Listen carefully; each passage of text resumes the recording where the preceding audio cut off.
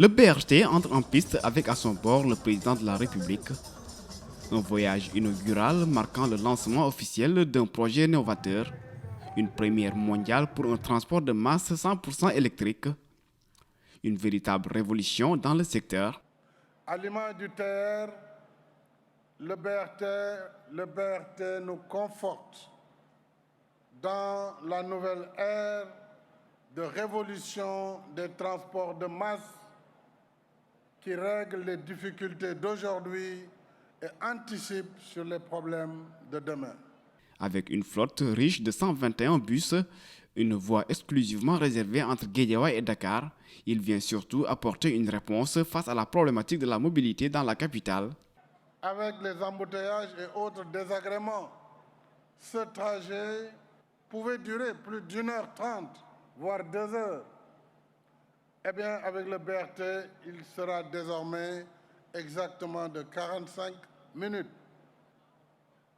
Et le BRT pourra transporter, on le sait, 300 000 passagers par jour.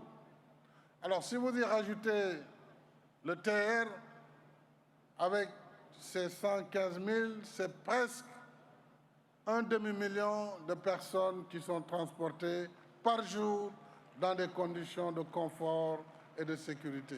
Désormais, plus besoin de courir avec le BRT. L'usager est désormais libre de ses mouvements, assure le président de Dakar Mobilité, l'entreprise chargée d'exploiter le BRT. Courir derrière le temps, c'était avant le BRT.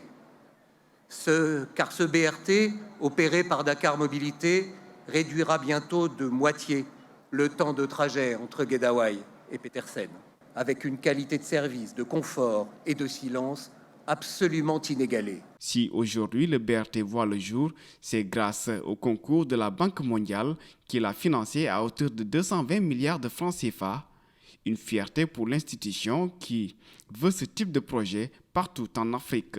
J'ai déjà reçu énormément de captures de vidéos de Washington, de Paris et d'autres villes africaines que nous couvrons, que dès la sortie de cet événement, des demandes ne tarderaient pas en provenance d'autres pays. Et c'est à nous de trouver les moyens de répondre, car la transformation, nous voulons la voir partout en Afrique. Et il est important que l'Afrique soit regardée de manière positive et qu'on démontre, à l'instar de ce projet, que des programmes structurants sont capables d'être conçus par les Africains, mis en œuvre par les Africains. Et c'est ainsi que le développement sera une réalité.